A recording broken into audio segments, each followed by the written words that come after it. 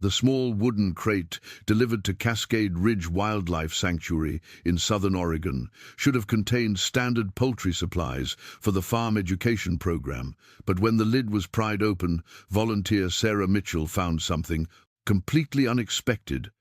A single golden duckling no more than 4 days old, paddling frantically in 2 inches of water with a handwritten note that simply read, "Cannot keep him." The duckling, who would eventually be named Beacon, showed remarkable resilience for such a young bird. Most ducklings that age required constant warmth, specialized feed, and usually the presence of other ducklings to thrive. But this one seemed determined to survive on sheer stubbornness alone. Sarah rushed him to the sanctuary clinic, where Dr. James Rodriguez examined the tiny creature and declared him surprisingly healthy, but in need of immediate heat and proper care. The plan was straightforward: keep Beacon in the nursery incubator for 2 weeks, then integrate him with the sanctuary's small flock of domestic ducks near the visitor center. But fate and a faulty latch had different plans entirely.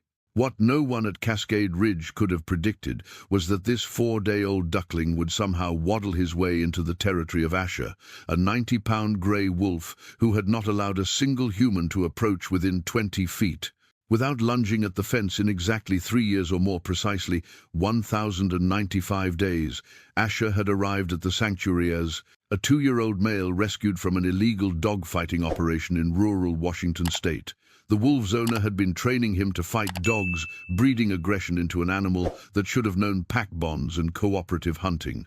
Instead, Asher learned only violence, fear, and the association between humans and pain.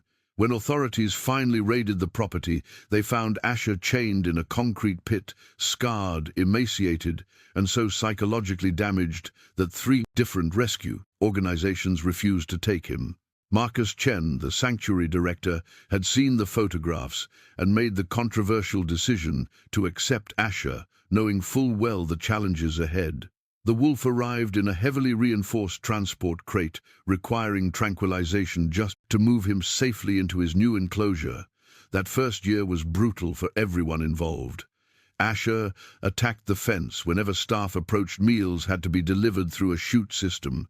He destroyed every enrichment item placed in his space, tearing apart logs, puzzles, and even reinforced toys with methodical fury. Dr. Elena Vasquez, the sanctuary behavioral specialist, tried every technique in her considerable expertise: desensitization protocols, calming, pheromones, even recorded wolf pack vocalizations. Nothing worked. Asher remained trapped in a cycle of aggression and fear, treating every interaction as a threat, every human as an enemy. Marcus had spent countless hours sitting outside Asher's enclosure, just being present, speaking softly, never making demands. The wolf would pace the fence line, hackles, raised teeth, occasionally bared, maintaining constant vigilance. After 18 months of this routine, Asher stopped actively threatening Marcus, but he never relaxed, never showed curiosity, never displayed any behavior suggesting he might one day trust or heal. Staff members referred to him in sad tones as the wolf who could not be saved, a living reminder that some damage ran too deep for time and patience to reach. By year 3, Asher had settled into a grim routine. He tolerated meals from the chute system. He would retreat to his den when staff needed to enter for maintenance. He existed, but he did not live the light that should have been in those amber eyes. Was completely absent. On that mild April morning, when Beacon somehow escaped the nursery, Sarah discovered the duckling missing. Around 8 o'clock, the facility-wide search began immediately. The nursery building was thoroughly checked, followed by the visitor center, the farm animal enclosures, and gradually expanding outward into less likely areas. As morning turned to afternoon, and Beacon remained missing, fear set in ducklings that young could not regulate body temperature, effectively could not find food on their own, and were vulnerable to literally dozens of predators, even within the sanctuary grounds. Marcus coordinated search teams while trying not to think about the most likely outcomes. Then, at 2:15, Sarah's voice came, crackling over the radio from the wolf enclosure sector. Her tone carried something Marcus could not quite identify: shock perhaps, or disbelief. He grabbed emergency equipment and ran. When Marcus reached the outer observation platform of Asher's enclosure, what he saw made him question his own vision. Asher was lying in his usual spot against the back rock formation, the position he occupied roughly 18 hours per. Today, the wolf's body language was tense but not aggressive, and there, walking in, small circles directly in front of Asher's massive front paws, was Beacon. The tiny golden duckling looked impossibly vulnerable against the wolf's bulk, yet seemed utterly unconcerned with the proximity of a predator that could end his life with a single snap of those powerful jaws. Marcus raised his binoculars and observed more closely. Asher's ears were forward, but not pinned back. His tail was still, his breathing appeared steady, and most remarkably his eyes were fixed completely on Beacon with an intensity Marcus had never witnessed before. This was not the gaze of a predator viewing prey. This was focused attention of a different kind entirely. Sarah whispered that Beacon had been there for at least 10 minutes. She had been afraid to radio immediately for fear any sudden movement or noise might trigger Asher to attack. But the wolf had not moved, had barely seemed to breathe while the duckling explored the immediate area, occasionally peeping softly. Marcus made a decision that defied every safety protocol they would observe. Without intervening for now, any rescue attempt would almost certainly provoke Asher and might endanger both the duckling and staff.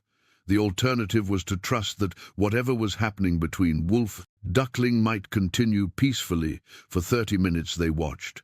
Beacon eventually settled down near Asher's left paw, apparently exhausted from his adventure, and promptly fell asleep.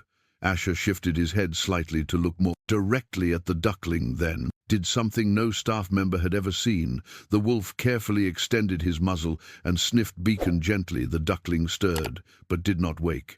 Asher pulled back slightly and remained absolutely motionless. Dr. Vasquez arrived and spent 15 minutes observing before speaking. Her analysis was cautious but intriguing. Asher showed none of the physiological markers of predatory aggression. His pupils were not dilated. His muscles showed no coiling tension, preparing to strike. His breathing remained steady and deep, indicating a calm state rather than arousal for hunting. What she could not explain was why the wolf was showing what appeared to be protective behavior towards something that should have triggered prey drive. As temperature began dropping with approaching evening, a decision had to be made. Marcus authorized a careful intervention plan using aromatic duck feed to lure Beacon toward the service entrance. Dr. Rodriguez would be ready with warming equipment the moment they secured the duckling. Sarah approached slowly, using the feeding call. Beacon had learned to associate with meals in the nursery. After several minutes, the duckling woke, stretched his tiny wings, and took one wobbling step toward the offered food. Then he stopped, turned completely around, and walked back toward Asher. What happened next stopped everyone watching. Asher, who had never voluntarily vocalized in 3 years at the sanctuary, made a sound, a low, gentle whine that wolves typically use to communicate with pups.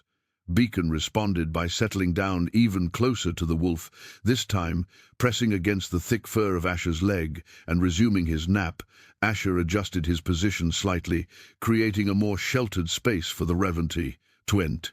Duckling his long tail, curving around to block the breeze, Marcus called an emergency staff meeting right there at the observation platform. The situation was beyond unprecedented. Asher, who attacked anything that came near him, was clearly engaging in nurturing behavior toward a defenseless duckling. Beacon, who should have been terrified, instead viewed the wolf as safety. Separating them would cause distress to both, but leaving them together meant trusting a deeply traumatized, aggressive wolf with a creature he could kill instantly. The debate was intense and brief. Dr. Vasquez argued that the breakthrough in Asher's behavior represented the first genuine emotional engagement in 3 years. Removing the stimulus might send him back into unreachable aggression, potentially making him worse.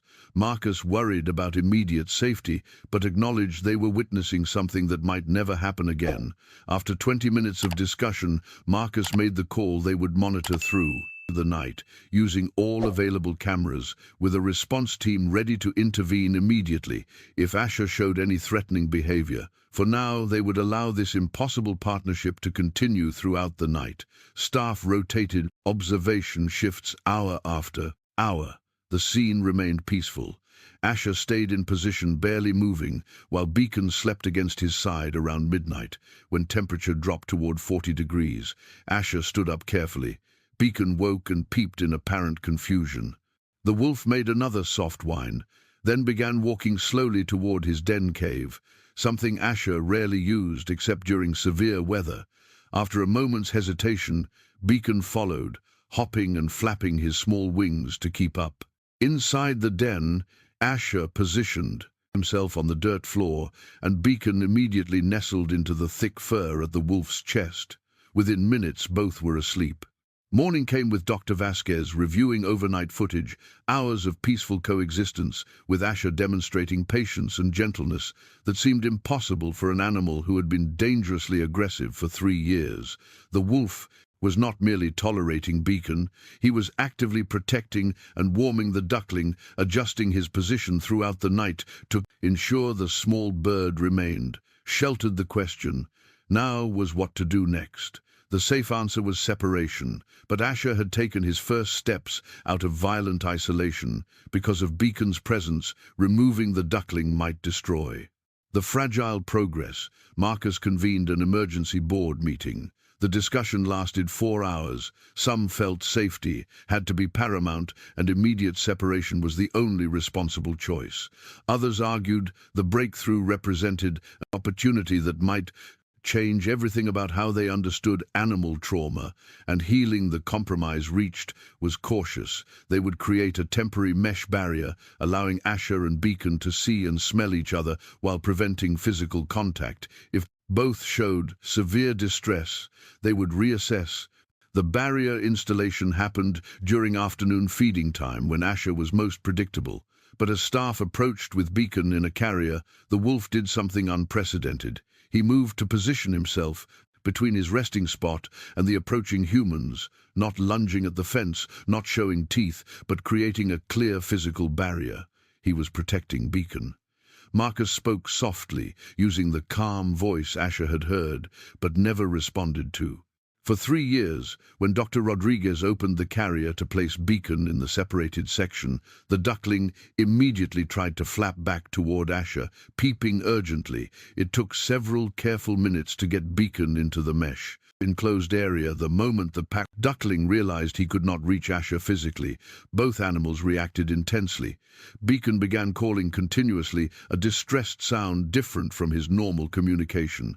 Asher responded with whines and low howls. The wolf approached the barrier and pressed his muzzle against it, while Beacon did the same from his side. They could see each other clearly, but could not make contact.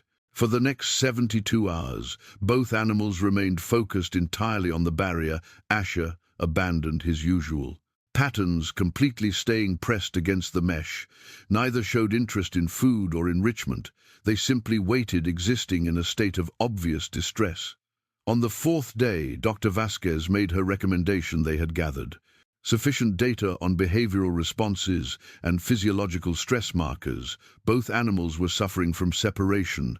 Allowing them to remain together with extensive safety modifications was not just compassionate, it was scientifically defensible. Marcus made the call. Cascade Ridge was going to set a precedent that would influence how people thought about animal welfare relationships, and the capacity for healing. The barrier was removed. That afternoon, the reunion was immediate and intense. Beacon rushed toward Asher, peeping frantically, while the wolf lowered himself flat to the ground, allowing the duckling to scramble onto his front legs and press against his face. Asher began carefully grooming Beacon with his tongue, using such gentle pressure. The duckling clearly enjoyed it. They had been made official. Allowing Asher and Beacon to remain together required immediate implementation of safety systems. Dr. Vasquez assembled a specialized team. Multiple alert buttons were installed around the enclosure perimeter, high-resolution cameras with motion analysis. Software were programmed to detect movement patterns suggesting predatory behavior. A veterinary rapid response protocol was established for 24-hour coverage. Staff schedules were completely restructured to ensure continuous monitoring during daylight hours. Small emergency exits were constructed throughout the habitat, sized precisely for a duckling to pass through, but too small for a wolf. These led to heated safe rooms where Beacon could retreat. Elevated platforms scaled for a small bird gave Beacon vertical spaces. Asher's size made less accessible. The modifications provided security without fundamentally changing what Asher needed during the first week. Dr. Patricia Okonkwo, the sanctuary veterinary behaviorist, maintained detailed documentation of every interaction. What emerged was a picture of extraordinary gentleness from Asher and fearless affection from Beacon. Beacon treated the massive wolf like a combination of parent, protector, and playground. The duckling would climb on Asher's back, attempt to preen the wolf's ears, sleep tucked under his chin, and generally behave as if the 85-pound weight difference was irrelevant. Asher's responses amazed everyone. When Beacon would accidentally poke him in the eye while climbing, Asher would carefully turn his head rather than shaking the duckling off. When Beacon wanted to explore, Asher would follow at a careful distance, maintaining visual contact. The transformation in Asher's overall behavior extended far beyond his interactions with Beacon. For the first time in 3 years, the wolf began displaying normal behaviors. He started scent, marking his territory, rubbing against trees and rocks. He began using more of his vertical space, climbing to elevated observation points. He investigated enrichment items that had been ignored for years, batting at puzzle feeders with genuine curiosity. Marcus noticed Asher's relationship with humans had changed dramatically. The wolf still maintained natural wariness, but no longer actively threatened human presence during feeding times. Instead of retreating until staff left, Asher would now eat while keepers were visible. Most significantly, when Marcus called Asher's name, the wolf's ears would rotate toward the sound, and he would often make brief eye contact. These were small changes, but represented monumental progress from the aggressive state he had occupied. The relationship developed distinct patterns. Mornings began with Asher moving to his favorite observation rock shortly after sunrise. Now Beacon accompanied him. The duckling would waddle up, requiring some assistance, as Asher would lower himself to provide easier access and settle beside the massive wolf. They would sit together, Asher's amber eyes scanning the territory, while Beacon preened his growing feathers or watched insects to observers. It looked like meditation with very different focal points. Afternoons brought more active interaction. Beacon's energy peaked midday, and he would initiate play with Asher through various tactics. Sometimes he would run at the wolf's tail and grab it with his bill. Other times he would hide behind rocks and attempt to surprise Asher as he walked. Past the breakthrough came during the 3rd week, when Beacon was engaged in his usual tail, grabbing Asher, who had previously simply allowed it without responding, suddenly moved his tail in a sweeping motion that caused Beacon to tumble, then gently pinned the duckling with one enormous paw. Beacon responded with excited peeping, squirming under the paw. After a moment, Asher released him, and Beacon immediately lowered his chest to the ground in a play bow, inviting more. Asher responded by lowering his front end in a similar posture. What followed was careful play wrestling with Asher, allowing Beacon to attack while using minimal force, always aware of the duckling's fragility. Staff members who witnessed this were moved to tears.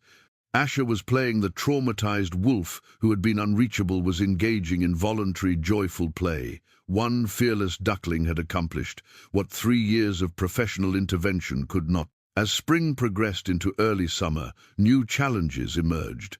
Beacon was growing rapidly, gaining adult feathers and size, but he still required access to water for proper development. His small inflatable pool had been placed in the enclosure, but presented a concern. Wolves were capable swimmers, but Asher had shown no interest in water since arrival. The team worried about what would happen when Beacon used the pool the first time.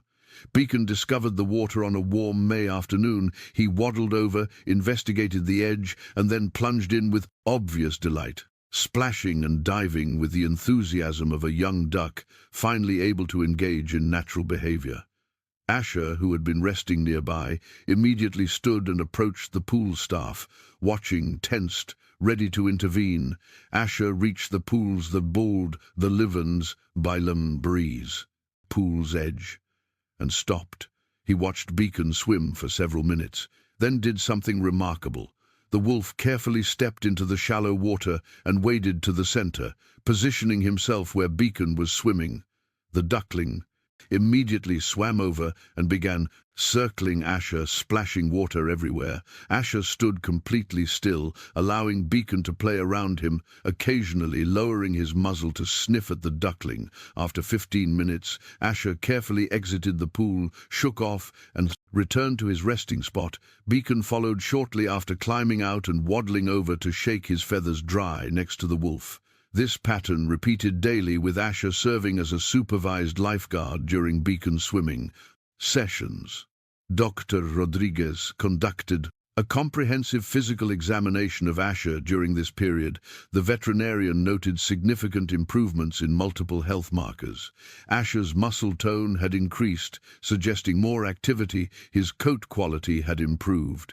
Stress hormone levels measured through blood samples had decreased substantially compared to tests taken 6 months prior.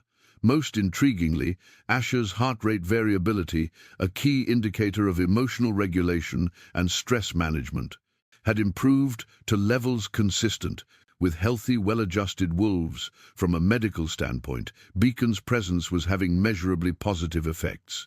Beacon was also thriving. Monthly checkups showed excellent growth and development. His feathers were full and healthy, his eyes bright. He showed no behavioral signs of stress or fear. The sanctuary began attracting significant attention from the broader animal welfare and scientific communities. As word spread, researchers requested permission to study the relationship. Media outlets wanted coverage. Conservation organizations saw educational value. Marcus agreed to allow a limited documentary project with strict rules. A small film crew would set up remote cameras only to capture natural behavior over 2 months. They would have no direct access to the animals and could not influence behavior. The project would terminate immediately if either animal showed stress. June brought warm weather that transformed the sanctuary landscape for Asher. This meant more time in shade and rest. For Beacon, it meant longer swimming sessions and increased activity. One afternoon, the film crew's remote cameras captured a sequence that would become iconic footage. Beacon had been swimming and emerged from the pool when a hawk flew overhead, casting a shadow across the enclosure. Beacon froze instinctively, recognizing aerial predator shape from somewhere deep in his genetic memory. Asher, who had been resting 30 feet away, reacted immediately. The wolf was on his feet and moving toward Beacon. In seconds, positioning himself over the duckling and looking up at the sky with hackles raised, the hawk had no interest in either animal and continued past. But Asher remained in protective stance over Beacon for several minutes until perceived threat was completely gone. Only then did he step back, allowing Beacon to continue his day. This sequence demonstrated something profound. Asher was not just tolerating Beacon or finding him interesting. The wolf had formed a genuine protective bond, treating the duckling as Packer's family. As summer progressed, an anonymous donor inspired by media coverage provided a substantial grant specifically for expanding Asher and Beacon's habitat. The donation funded significant construction, including an enlarged den complex, a proper pond for swimming, additional outdoor structures, and enhanced monitoring systems. Marcus worked with design specialists to create plans incorporating months of observational data features catered specifically to behaviors. Asher and Beacon had developed construction, was scheduled for careful periods when both animals could be temporarily housed together in a backup facility. The new observation rock was larger, with a flat area perfectly sized for both wolf and duck. The den complex included multiple chambers, with one room featuring a heated floor for cooler nights. The pond was properly filtered and landscaped with shallow areas for Beacon and deeper sections for potential future use climbing. Structures accommodated both 90-pound wolf and growing duck water. Features included streams and smaller pools throughout construction, which took 6 weeks. Asher and Beacon's bond continued. Deepening, the two had developed sophisticated communication. Asher had specific vocalizations used only with Beacon, soft huffs that seemed to mean everything is safe, sharper barks. When Beacon wandered from sight, a particular rumble Asher made only when grooming Beacon. Beacon had also developed specialized communication with Asher. The duckling's normal quack used with humans was rarely directed at the wolf. Instead, Beacon used specific chirps, trills, and soft sounds. Asher seemed to understand, responding consistently. Dr. Okonkwo published a comprehensive paper on her observations, focusing on the cognitive and emotional implications. Her analysis suggested both animals displayed levels of empathy, communication, and behavioral flexibility that challenged assumptions about how different species could form genuine bonds. The paper generated significant interest in academic circles and led to conference invitations. Cascade Ridge was becoming recognized not just as a rescue facility, but as an institution contributing valuable insights to understanding animal behavior and trauma recovery. As August arrived, both animals were healthy, content, and deeply bonded. Beacon had reached nearly full adult size, though still small compared to domestic ducks. His personality had fully developed in the secure environment Asher provided. Beacon was confident, curious, affectionate, and showed none of the behavioral issues often seen in imprinted birds. Asher's transformation was even more dramatic. The aggressive wolf who had spent 3 years attacking anything near him had become calm, responsive, and remarkably gentle. His trauma was not erased, but was no longer the controlling factor in his existence. Beacon had given Asher something to care about beyond his fear. The habitat renovation was completed in late August as Pacific Northwest summer began transitioning toward autumn. The new space was remarkable. What had been functional but basic was now sophisticated environment, catering to both wolf and duck. The transfer was conducted with extraordinary care. Both animals were moved simultaneously in adjacent transport carriers. When released in their new space, both emerged cautiously. Asher began systematic inspection, walking the perimeter, investigating every feature, while Beacon followed closely, occasionally darting ahead, but always circling back after. Approximately 40 minutes, Asher located the new observation rock and climbed to its highest point. He surveyed the expanded territory, then settled into position. Beacon immediately waddled up, jumped to a lower level, then with help from Asher's lowered head, reached the top platform and settled beside him. The transition was complete over following weeks. Both animals explored every aspect of their new environment. Asher rediscovered behaviors that might have been learned from his mother before. Captivity, he climbed to high vantage points and surveyed his territory. He marked strategic locations, establishing ownership. He practiced stalking and pouncing on enrichment toys. The additional space awakened instincts that trauma had suppressed. Beacon's favorite feature was the pond complex. He spent hours swimming, diving, and engaging in natural duck behaviors, despite having dedicated spaces. Beacon continued preferring wherever. Asher was treating the wolf as the center of his world. The new educational viewing area opened to visitors. In mid-September, response was immediate and overwhelming. People traveled from across the country to witness the impossible bond many had read about. The viewing area was designed to minimize stress. Glass barriers prevented sound transmission. Visitor numbers were strictly controlled. Quiet hours enforced during morning routines. Educational materials told the complete story. Asher's rescue from the fighting ring and the years of aggression were explained. Beacon's abandonment and determination to stay near Asher were documented through photographs and video clips. The challenges of allowing their relationship and safety measures making it possible were discussed honestly. Visitor reactions to seeing them together in person were consistently emotional. Many cried watching the massive wolf gently nuzzling the duck or observing Beacon fearlessly climbing onto Asher's back. parents used Asher and Beacon as examples, teaching children about compassion, healing, and how love could transcend differences. The exhibit became one of the sanctuary's most impactful educational programs. The documentary, filmed over summer, was completed and premiered at a film festival in October. Footage captured moments even dedicated staff had not witnessed sequences of Asher teaching Beacon to navigate rocky terrain by demonstrating careful foot placement, then patiently waiting as the Duckling copied remarkable footage during a thunderstorm where Beacon became frightened and Asher immediately curled around him, using his body as shelter until weather passed. Perhaps most touching was footage showing Asher's morning routine on a day when Beacon was still sleeping in the den. Asher began his usual walk to the observation rock, but stopped halfway, looked back toward the den, then returned to lie beside the sleeping duck. Rather than complete his normal routine, he would not start his day without his companion. The documentary received widespread attention and awards. More importantly, it sparked conversations throughout the zoo, sanctuary, and rehabilitation communities about animal welfare practices, the importance of social bonds for psychological health, and how facilities could better accommodate emotional needs.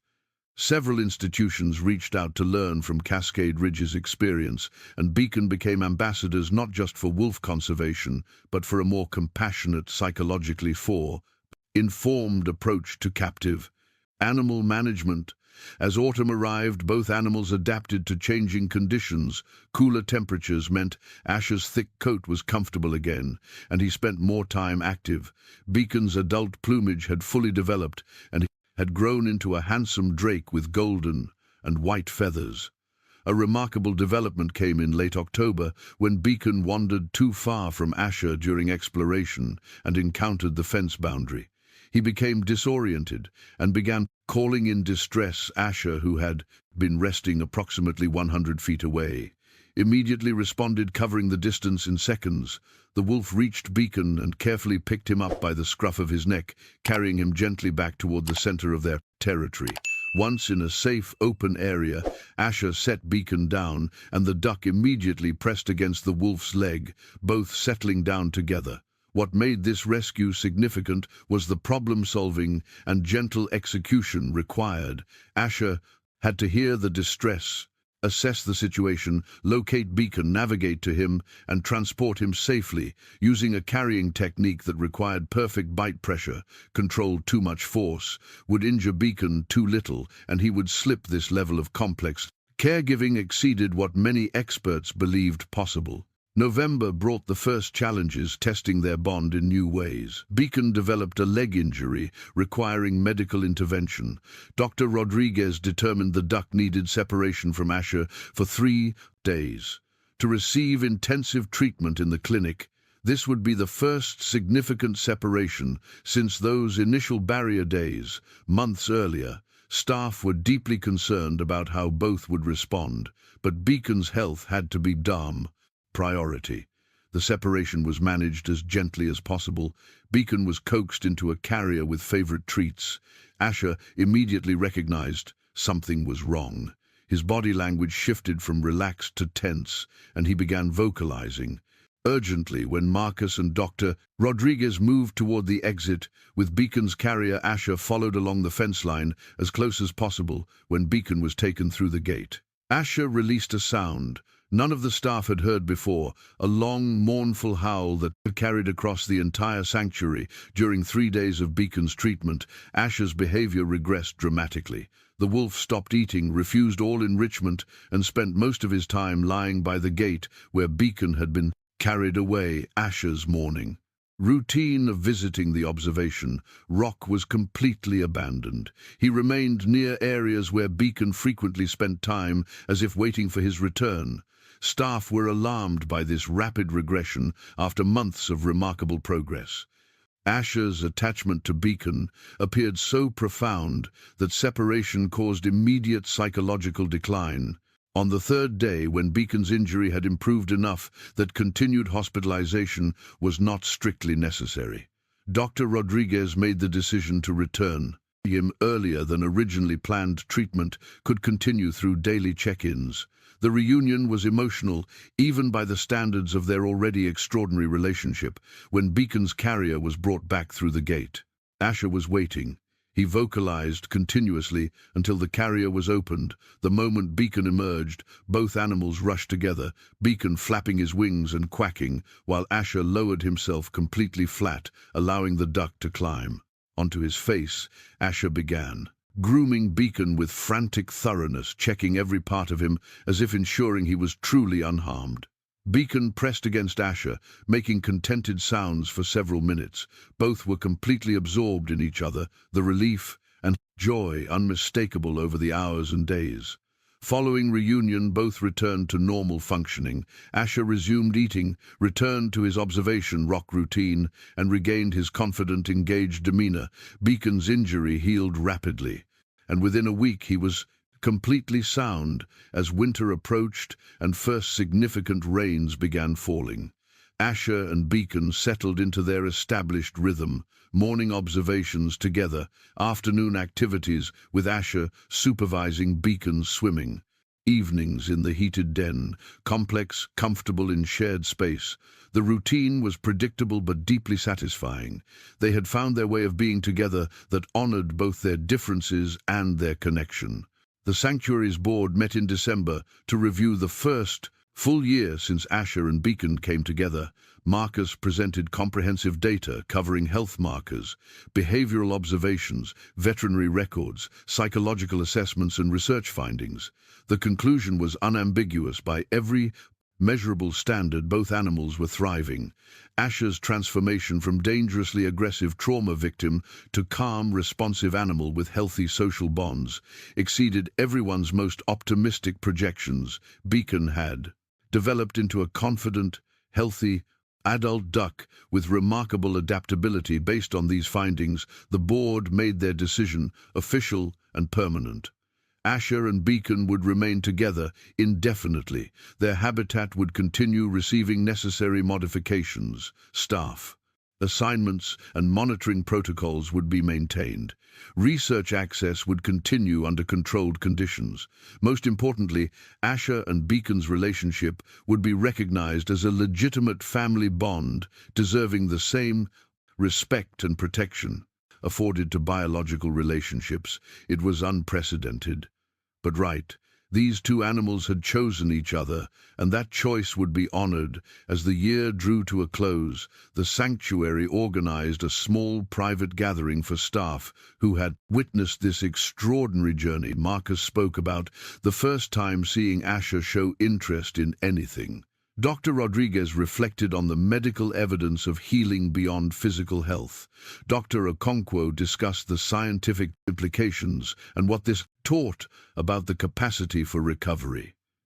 Dr. Vasquez reminded everyone this was not just about two animals, but a lesson about remaining open to possibilities, trusting animals to sometimes know what they need, and how connection could manifest in the most unexpected ways. Winter deepened, and daily routines continued with small variations, keeping life interesting. Asher remained attentive to Beacon's needs and safety. Beacon remained affectionate and curious, treating Asher with a perfect balance of respect and familiar ease.